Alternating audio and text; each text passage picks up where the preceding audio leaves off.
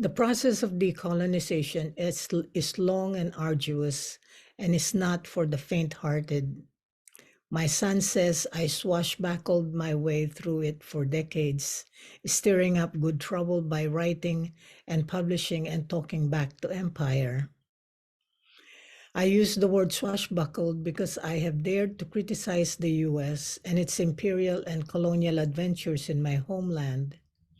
Filipino scholar Vince Raphael writes of white love, of Filipinos falling in love with their colonizer. So my talking back to empire was considered dangerous and courageous, and it loudly resonated with the silenced voices of my generation. The will to decolonize was a life and death choice for me as an islander adrift on this cold continent. I chose life. But what do you do after you decolonize? Is a question I found myself asking. And the answer led me to the indigenous voices and literature of my people, in particular the stories of the babaylan, the medicine person, the healer, the folk therapist, the herbalist, the ritualist, the bone setter, and the mediator between heaven and earth. The babaylans were systematically exterminated during the first 100 years of Spanish conquest.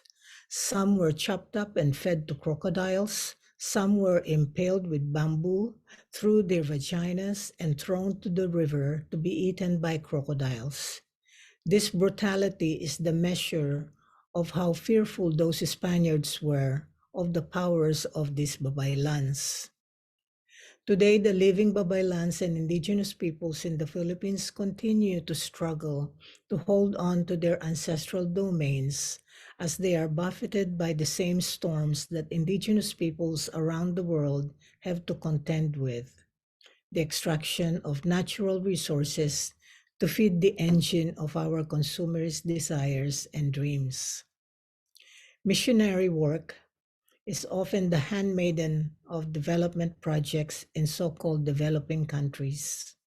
A Christian missionary friend on a mission to convert an indigenous community in the Philippines said to me tearfully, "We built them a chapel, and still they go back to the forest to worship the trees after our church services." Yes, indigenous folks resist and subvert. Indigenous resistance and resurgence is ongoing in the Philippine archipelago. How then do I talk about the world as an archipelago, as made up of islands connected at the subterranean level?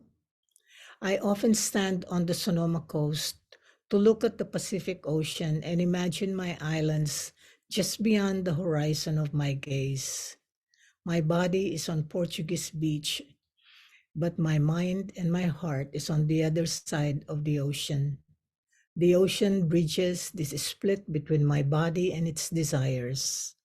Grandmother Ocean carries my prayers for the land of my birth and for my family and friends and for the people that keep the courtship songs and the light of our indigenous soul alive.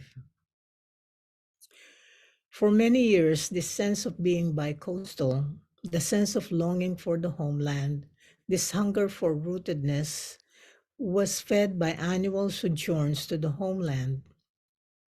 There was a lot of unlearning and remembering that was happening to heal the split self of the colonized, and I was also falling in love with the shimmering qualities of kapwa, this indigenous Filipino core value that is inclusive and expansive.